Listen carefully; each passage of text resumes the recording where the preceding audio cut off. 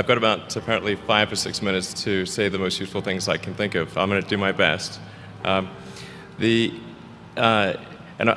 was suggested that I distill things down to three items. I think I'll go with 4, and I'll try. I think these are pretty important ones. Some of them are going to sound like, well, you've heard it before, but it's worth re-emphasizing. I think the first is you need to work, depending upon how well you want to do, and particularly if you're starting a company, you need to work super hard.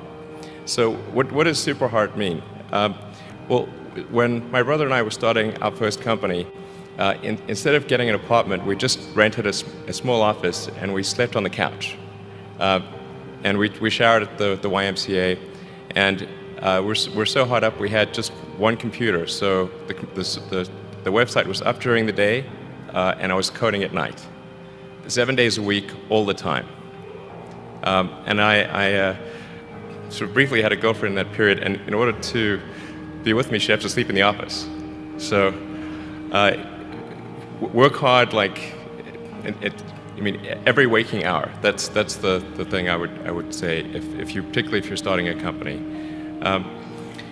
And I mean, if you do simple math, you say like, okay, if somebody else is working 50 hours and you're working 100, you'll get twice as much done in the course of a year as the other company.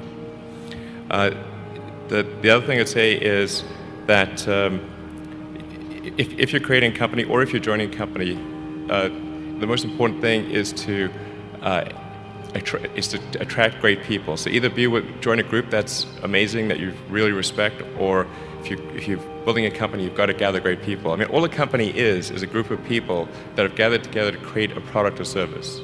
And so depending upon how talented and hardworking that group is, and the degree to which they are focused cohesively in a good direction, that will determine the success of the company. So do everything you can to gather great people if you're creating a company. Then I'd say focus on signal over noise. A lot of companies get confused. They spend money on things that don't actually make the product better. So, for example, at Tesla, we've never spent any money on advertising. We put all of the money into R&D and manufacturing and design to try to make the car as good as possible. I think that's the way to go. So, for any given company, just can keep thinking about, are these efforts that people are expending, are they resulting in a better product or service? And if they're not, stop those efforts. And then the final thing is to sort of don't just follow the trend. So you may have heard me say that it's good to think in terms of the physics approach of first principles, which is, rather than reasoning by analogy, you boil things down to the most fundamental truths you can imagine, and you reason up from there. And this is a good way to figure out if something really makes sense, or if it's just what everybody else is doing.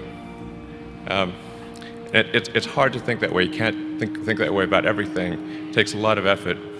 But if you're trying to do something new, it's the best way to think.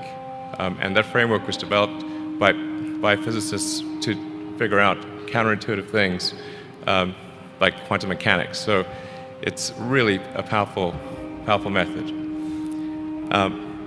Anyway, so that's, and then I think that the final thing I would encourage you to do is, now is the time to take risk. You don't have, you don't have kids. As you get older, your obligations increase. So and once you have a family, you start taking risk not just for yourself but for your family as well. It gets much harder to do things that might not work out.